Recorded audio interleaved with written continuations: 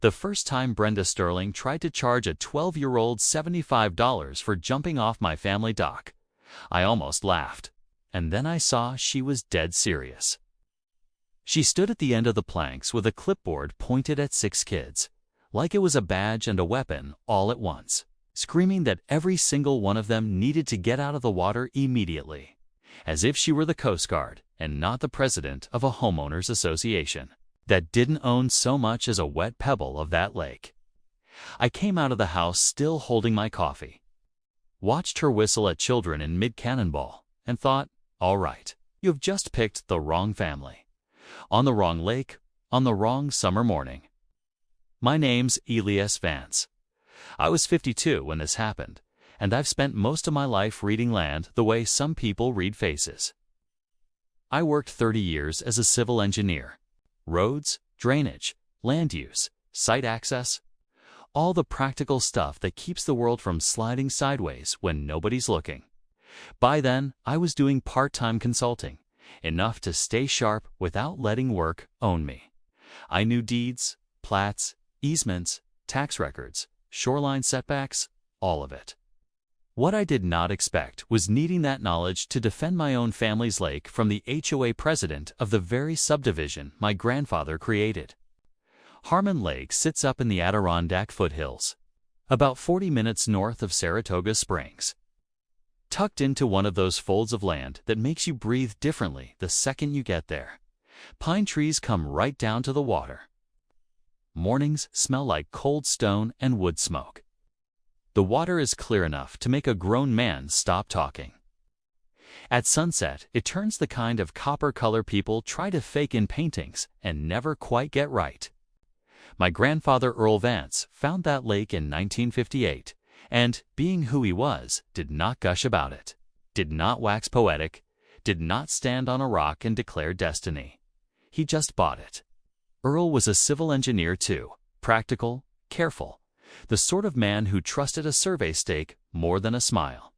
He platted the subdivision in the early 60s, sold the residential lots off one by one through the 60s and 70s, and built Clearwater Pines into a real little community. About 200 homes wrapped around a beautiful piece of water. But Earl was no fool. When he drew that original 1962 plat, he sold the lots and kept the shoreline. All of it. A 40-foot strip running around Harmon Lake, high water mark to 40 feet inland. Held back as Lot 0 by the Vance Family Trust, not for conveyance. Plain language, recorded, clean, permanent. That one decision, made before I was born, ended up saving that whole community from a woman with a clipboard and a fundraising scheme. I grew up on that lake. My mother did too. So did my daughter Maya, who was 13 that summer, and thank God, had the good sense to film more than half of what happened on her phone. We had friends coming in for 4th of July weekend, 8 of my closest friends, spouses, kids, coolers, kayaks, fishing poles, the whole beautiful chaos of a summer lake house packed full of people who actually like one another. 21 people total, 6 kids under 12. And not one of us planning to spend the weekend discussing covenant enforcement with a woman in pressed linen. Then Brenda found out I hadn't bought guest permits.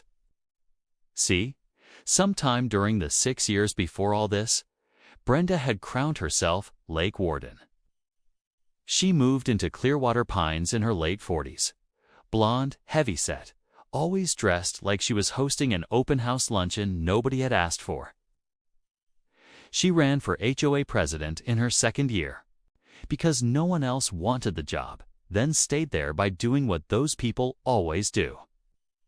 Scheduling meetings when regular people couldn't attend, acting like familiarity was legitimacy, confusing repetition with law. First, it was mailbox colors, lawn height, harmless little things. Then, somewhere along the line, she decided the lake itself belonged to the HOA. Not the neighborhood experience, not the common enjoyment of it, the lake.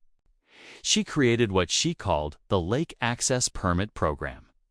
Residents paid $75 a year to use Harmon Lake. Guests paid $75 per visit. She built a website, used HOA dues to manage it. sent herself and the treasurer, nervous little man named Paul, down to the shoreline in a golf cart to run people off if they hadn't paid. Over 6 years, she collected more than $34,000 from a lake she did not own, a shoreline she did not control, and access she had no legal right to sell. The morning she showed up at my dock, the kids were already in the water. 2 were racing kayaks out toward the center of the lake, paddles flashing in the sun. 3 others were launching themselves off the floating platform my grandfather had built decades earlier, all knees and elbows and shrieking joy. The adults were on the porch with coffee, pretending our backs didn't hurt yet. Then I heard that electric golf cart whine coming down the access path. The sound of tiny authority arriving with full confidence. Brenda came around the bend with Paul beside her, both armed with clipboards like they were raiding a nightclub. She marched down my dock, put 2 fingers in her mouth, and whistled at the kids. Out of the water, right now, my friend Garrett stepped off the porch and asked, "I'm sorry, who exactly are you?" "I'm the HOA president," she said, which to her mind seemed to answer everything. By then, I was walking down with my coffee. I asked her to show me the rule. She pulled out this laminated, spiral-bound HOA handbook she apparently carried around like scripture and pointed to section 14.7, non-resident guests using community lake facilities required to obtain day-use permits, $75 each. I said, "Okay, and which document gives the HOA jurisdiction over the lake itself?" That stopped her for a beat. Not long, just enough. She blinked at me like I'd spoken the wrong language. Then she said, "Everyone knows the HOA manages the lake."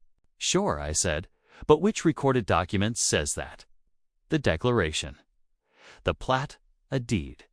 Which one?" She looked at Paul. Paul looked at his clipboard. The lake kept moving behind them like it had no interest in any of this. That was the first crack. Now, here's the part that made this almost funny. I already knew deep down what I was going to find. I had read some of those old documents years before. I remembered enough to know Brenda was bluffing. But memory is not evidence. And I wasn't about to rely on instinct when a woman like that was threatening fines. Liens and whatever other suburban nonsense she thought sounded official. So I let her keep talking. She gave me 24 hours to buy guest permits for everybody on my property. 20 people, $1,500. Otherwise, she'd file a formal violation and put it before the board. I said, "That's fine. Go ahead." That threw her more than any argument would have. Then I told her I'd be pulling the deed records and original plat documentation. And if I found what I believed I would, we'd be having a very different conversation. She laughed and told me I was welcome to waste my weekend on paperwork. What she didn't know was she had already done the one thing every arrogant person eventually does. She made me stop being polite. The violation notice came certified mail on Monday morning. She'd apparently spent part of her holiday weekend drafting official letters about my guests swimming in my family's lake. $250 fine, due in 30 days. Threat of lien, if unpaid. Special board meeting Thursday on community lake integrity and resident compliance, which was a very HOA way of saying public punishment. Then she sent a mass email to all 200 households in Clearwater Pines. Didn't use my name, but made it obvious. Claimed an unnamed resident had permitted unauthorized guests to use HOA lake facilities and refused to cooperate with board authority. Called it a threat to community standards. Translation: she was building the social case before she ever had the legal one. And then, because apparently she had a gift for overplaying her hand, she had Paul put orange cones and caution tape across my dock path, with a handwritten sign that said waterfront under HOA maintenance review. My dock, my path, her cones. I took them down, folded the tape, stacked it neatly by the mailbox, and called the county clerk's office. I requested certified copies of 3 things: the original 1962 plat map, the deed chain for Lot 0, and the property tax records for Lot 0 going back as far as they had them. The clerk said the records would be ready Thursday morning. I told her I'd be there. That Thursday HOA meeting went about how you'd expect. Folding tables, performance authority. About 30 residents there. Some curious, some eager for the show. A few probably hoping I'd lose because that would mean life stayed simple. Brenda laid out her case, said I violated Section 14.7. Said I interfered with official HOA property by removing the cones, which is about the funniest sentence I've ever heard with a straight face. When my turn came, I stood up and said 3 things. I requested, in writing, a copy of the deed or recorded document granting the HOA ownership of or legal jurisdiction over the lake and shoreline. I said that until such document was produced, I would not be paying any fine related to lake access. And I suggested everybody in that room think very carefully about what they were being asked to vote on. They voted 4-1 against me anyway. The one dissenting vote came from Norbert, a retired schoolteacher who'd lived there since 1978 and still remembered when facts mattered. After the meeting, he found me in the parking lot, shook my hand, and said, "Your grandfather kept the water, didn't he?" I said, "That's what I'm confirming in the morning." He nodded like a man who already knew. Thursday morning, I drove to the county clerk's office with coffee and a yellow legal pad and opened the certified records at one of those public reference tables under fluorescent lights that make every document feel a little more important. The 1962 plat map was exactly what I thought it would be. Every lot numbered, every road named, every easement drawn in clean, careful hand. And wrapped around Harmon Lake like a collar was Lot 0, clearly marked. Retained by grantor, Vance Family Trust, not for conveyance. The deed records confirmed the full chain. My grandfather kept it. My father inherited it. I became trustee 6 years earlier when Dad passed. The tax records showed 64 straight years of property taxes paid by the Vance Family Trust. 64 years. Unbroken, documented. That was the moment the whole thing shifted from irritating to astonishing. Because once I laid the plat over current use in my head, I realized something Brenda had never bothered to learn. The HOA beach sat on Lot 0. The launch ramp sat on Lot 0. The pier sat on Lot 0. The access pads crossed Lot 0. And Brenda's own newly rebuilt private dock, composite decking, solar lights, the whole self-important package, sat squarely on land owned by my family's trust. She had been using my land to build her dock, then charging other people to use my land to reach theirs. That's not governance. That's a hustle and winning. I called Arthur Reed that afternoon, a no-nonsense real estate attorney out of Saratoga Springs. He reviewed the deed chain, tax records, plat, all of it. And the next morning, he told me what I pretty much already knew. Clean title, uninterrupted ownership, no viable adverse possession claim. And one absolutely gorgeous sentence sitting in the HOA's own 1974 CC and RS, Lake. Access provided courtesy of the Vance Family Trust. Courtesy, that one word killed their whole fantasy. Because long-term use by permission is not ownership, is certainly not authority to charge fees. And it sure as hell is not authority to fine the landowner for inviting friends over. So Arthur filed a quiet title action. We sent a cease and desist. I hired a surveyor who ran orange flags along the lot boundaries so bright half the neighborhood could probably see them in their sleep. And then I made what turned out to be the smartest move of the whole thing. I didn't go after the neighbors. I went around Brenda and to them. I drafted a community license agreement for every dock owner. Simple language, the trust owns Lot 0. Existing docks can remain under permanent free license. Every resident and every guest gets free access forever. No permits, no fees, no games. People signed fast because most of them were not villains. They were just people who had been told a thing for so long they stopped wondering if it was true. Brenda, meanwhile, melted down exactly the way people like her always do once paper enters the room. She hired a lawyer who clearly hadn't read enough before speaking. She posted in the neighborhood Facebook group. She ran to the newspaper. She even called the sheriff and claimed I was blocking public access to a navigable waterway, which ended with two deputies glancing at the tax parcel number on their phones, looking at each other and basically deciding they had better things to do. Then cosplay shoreline revolution.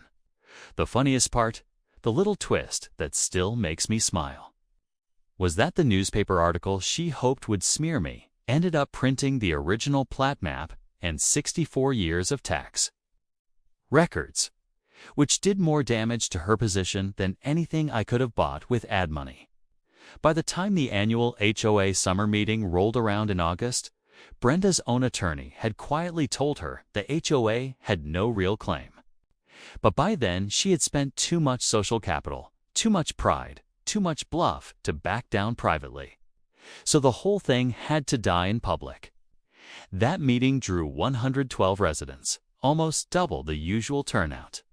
Hot, clear evening, water pewter-colored beyond the pavilion, insects humming in the trees. Brenda had set the front like a little tribunal. Arthur and I sat in the back with Warren the surveyor and a rolled-up large-format plat map. I also had a box. Norbert opened the door for us, asked, very calmly, which deed gave the HOA authority over the lake and shoreline. Brenda tried to answer with the handbook. Norbert said he asked for the recorded deed. Then Arthur stood up. He unrolled the 1962 plat right there on the folding table and walked the room through it in under 5 minutes. Lot 0, deed chain. Tax records, courtesy of the Vance Family Trust. Clean, factual, deadly. Then I opened the box.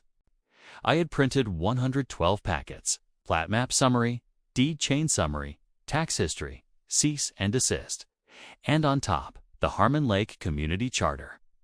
The room went quiet, except for paper moving hand to hand. Then I told them that for 6 years, the HOA collected $34,220 in permit fees on land it did not own and had no authority to regulate. That money needed to be returned. I said I was not there to take anything away from the community. I was there to make sure nobody ever had to pay for lake access again. And then I told them the trust was putting $25,000 toward annual water quality, testing, and a junior sailing program for the kids. For one perfect second, all you could hear was the lake. Then people started clapping. And that was the end of Brenda. Really? Not the lawsuit. Not the legal notices. Not even the refund process, though that all mattered. The real end came when the whole neighborhood saw, in black and white, that the woman who'd spent 6 years acting like a warden had never actually read the documents she claimed gave her power. The board dissolved the permit program that night, 3-2-1. Brenda abstained. Refunds went out over the next 6 weeks. Every household that paid got a check. Brenda resigned the following week in a one-line email and put her house on the market 2 months later. By spring, she was gone. And the next 4th of July, my friends came back. Same dock, same platform, same lake, kids a year older, louder, braver. We grilled on the porch, watched fireworks rise over the ridge, and not one golf cart came buzzing down the path asking for permission slips. The mergansers were back too. Mother and ducklings tracing that quiet line along the south shore, through Lot 0 like nature itself was making a point. So here's what I'll ask you. Somebody had walked onto your dock, onto your family's water, onto land your grandfather protected before you were born, and tried to charge children for swimming there.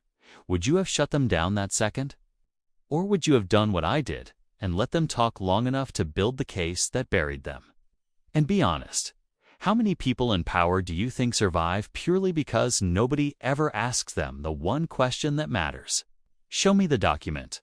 Drop your take in the comments and tell me whether you've ever seen someone mistake routine for ownership and confidence for actual authority.